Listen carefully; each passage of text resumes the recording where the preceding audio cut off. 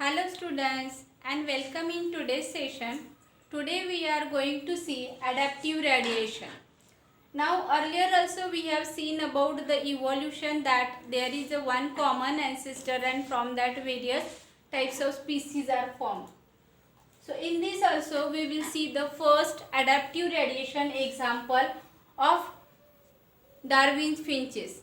Now these Darwin finches which Darwin has invented, there is a founder species which is this main species of the bird, and as this bird was there on the island, whenever the population of this bird is increased, there is a scarcity of food.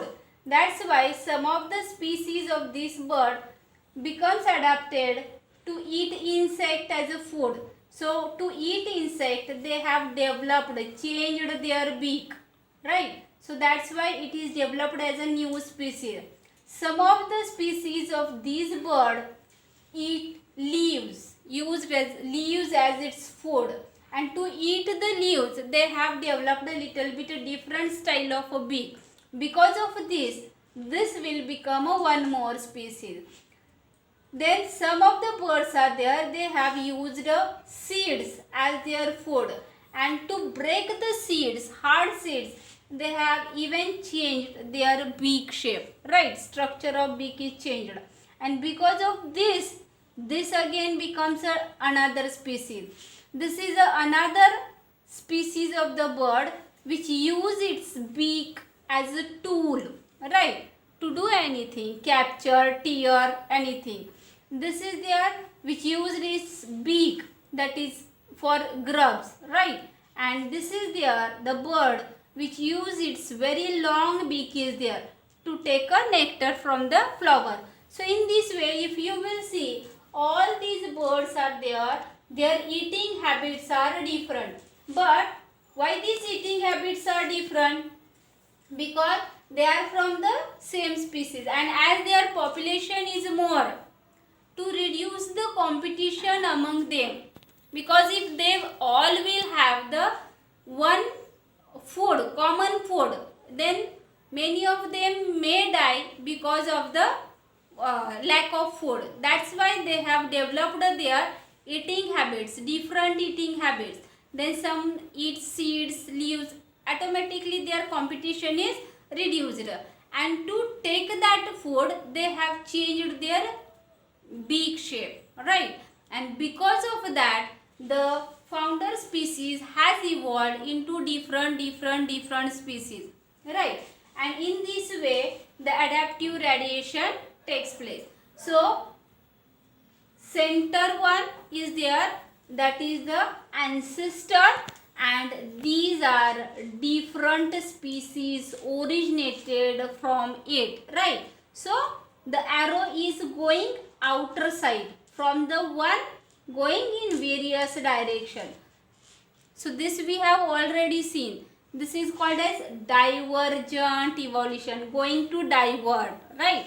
So this is a divergent type of evolution occurs in adaptive radiation where the ancestor is common of the various species.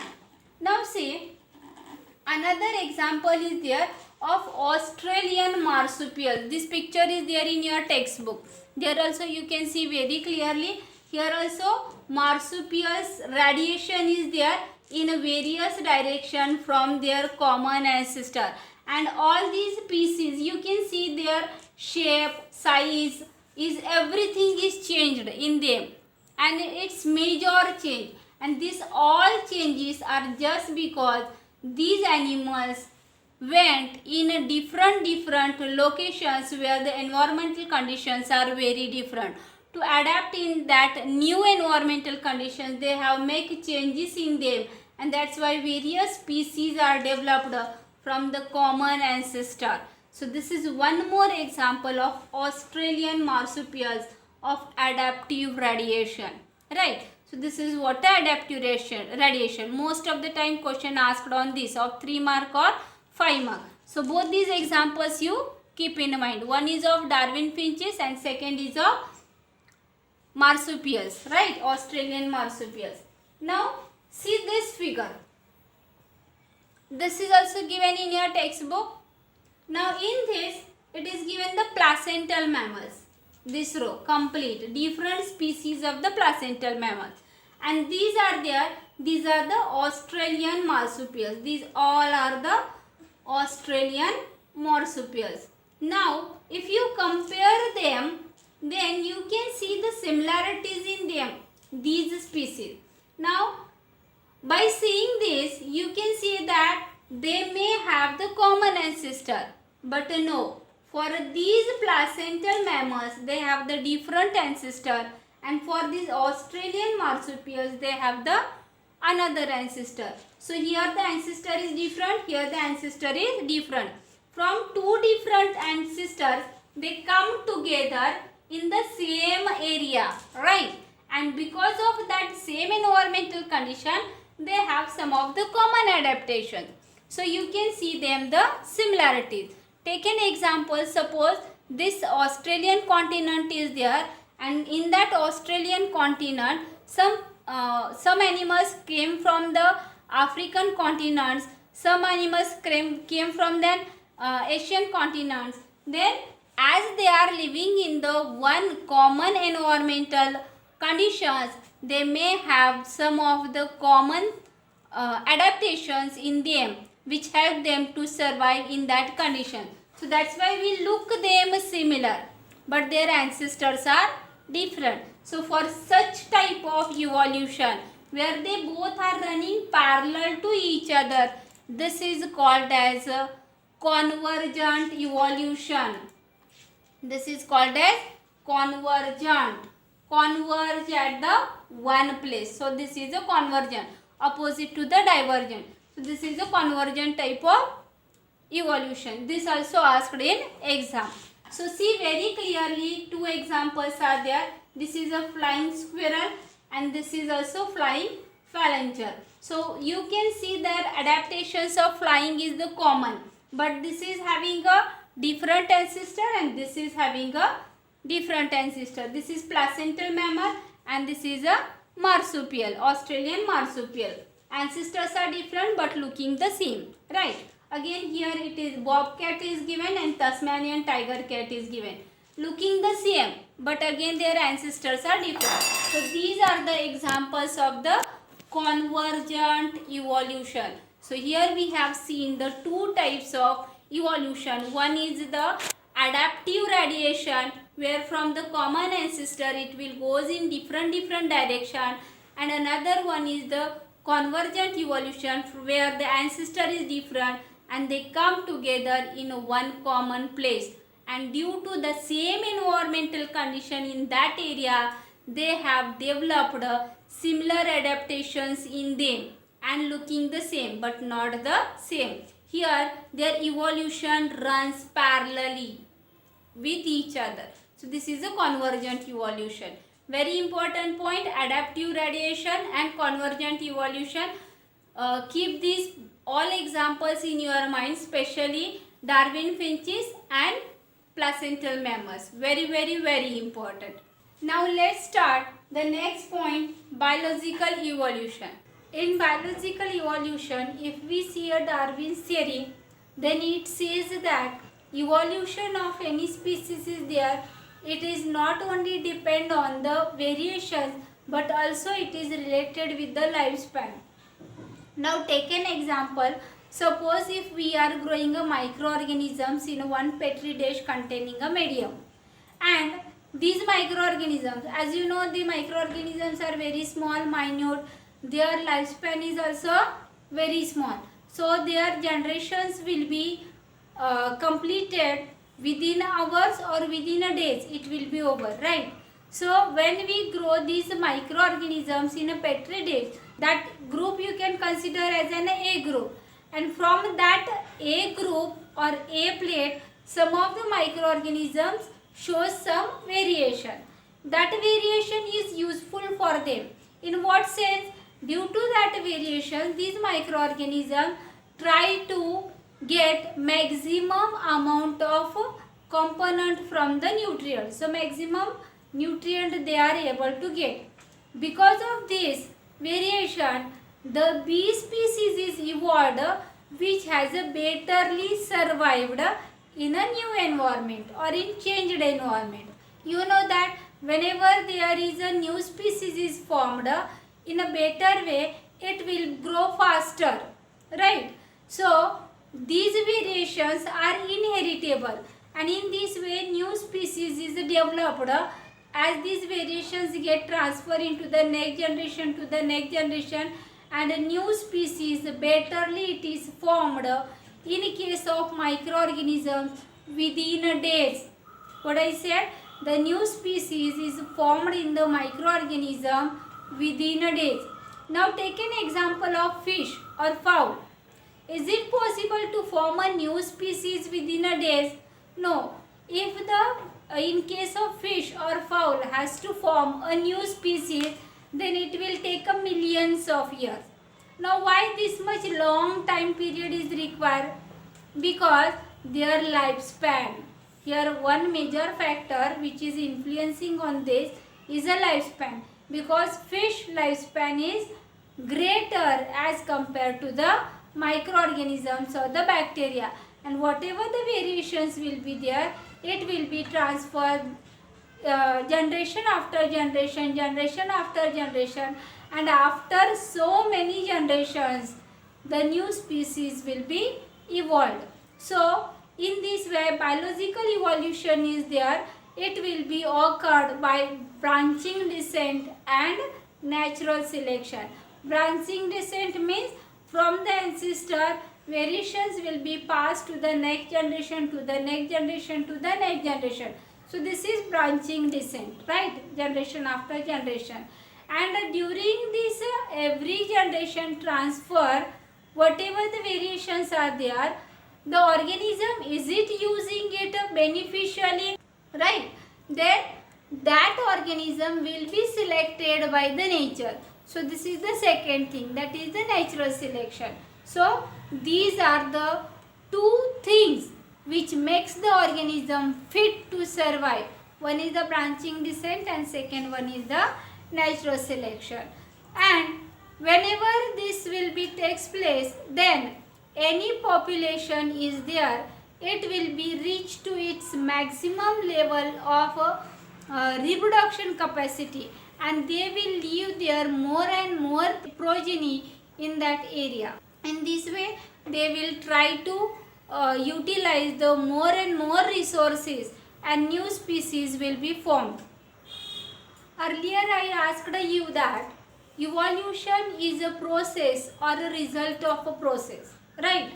Now if you will consider the evolution complete, animate or inanimate, then there you can see that the different species are evolved, right? And from the ancient time, from the life is formed.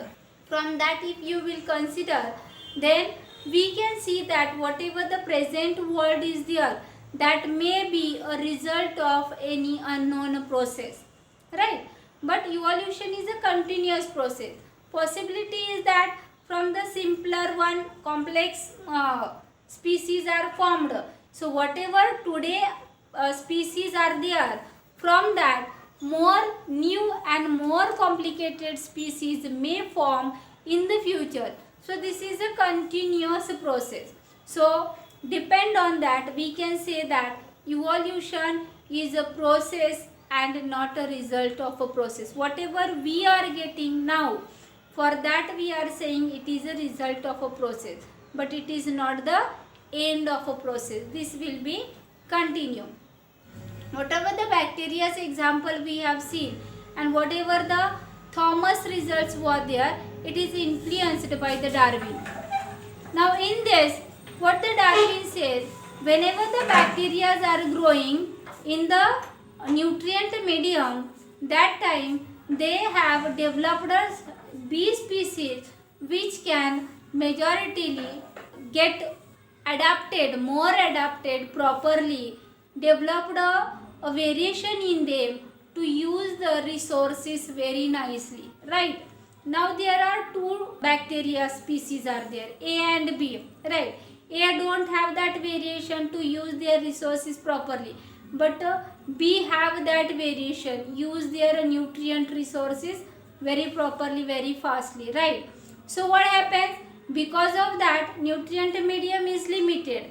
Species are two. Reproduction is there. Number of organisms are increasing. And because of that, due to the limited resources, there is a competition among the organisms or among the bacteria. And those who are better, having the better adaptability to survive, they will reproduce more, they will leave their progeny more, and in this way future there will be a new species formed with more population, right? So this is how the new species is formed with the variation. This is what the Darwin said in its process of evolution of a new species. Lamarck's theory of evolution. In that, Lamarck believed that an animal could change its physical trait. Whatever the physical traits are there, characters are there, they can change. How they can change? Make a better use of resources. Betterly, more and more use if you are doing, then it will be change its physical trait. This is the example what he has given to prove his theory, that giraffe, this is the earlier old species of giraffe, where if you will see, and this is the new species of giraffe, majoritarily you can see the change in the neck length, right? This is a very long neck as compared to this. How this species has evolved in long neck? Because of its need of food. Earlier, whatever the amount of food, grass is present on the ground, they were using. Due to overgrazing, it is get over. Now they were have the leaves on the tree where they can use it as a food. Now take that leaves, pluck that leaves. They have to stretch their neck to reach up to the leaves of the plant. And because of this continuous stretching in the neck, the vertebrae are there in the neck. The distance between the two vertebrae get increased, and because of this their neck becomes long, right? And in this way, due to better use of resources, the new varieties developed from this, means they have changed their physical trait, right? This is what said by the Lamarck. This takes after a very long period. It's not like that within 1 year, 2 year or 10 years it's occur. It has a very long period, and after many generations you can see this change, right? But this is said by Lamarck that more and more you will use the part betterly, it will be evolved. Now see here, this is the graph which shows the level of population growth against the time period. This blue line is there. This will show you the food supply which grows arithmetically. Arithmetically means in a particular range it will grow continuously, right?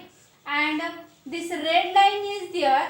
This will shows you the population growth. This growth is geometrically.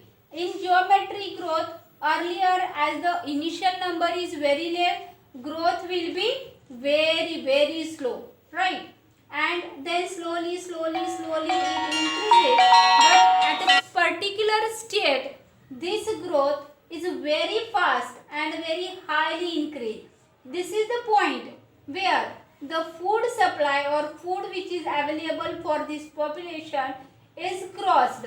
So this is a point where you can say that this is the carrying capacity of that area which will be have a sufficient amount of food for this much population.